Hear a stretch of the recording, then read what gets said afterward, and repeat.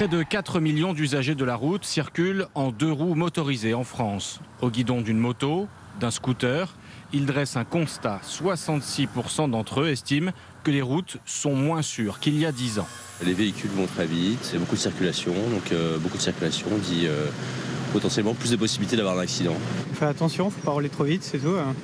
Mais on n'a pas trop le choix.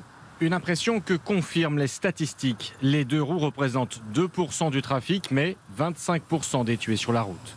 Paradoxe, malgré ce sentiment d'insécurité, beaucoup confessent prendre des risques comme ce dépassement dangereux.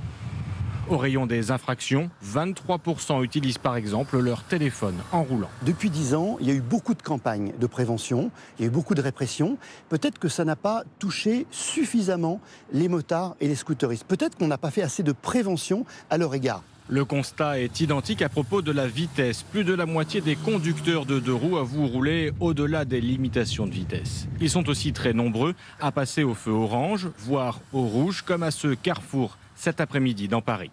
Des comportements que la Fédération des motards en colère juge cependant marginaux.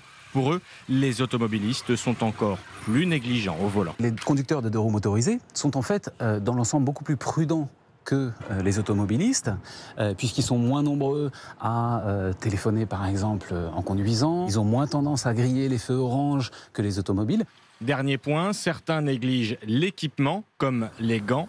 Un conducteur de scooter sur 5 avoue ainsi ne pas en mettre lorsqu'il circule.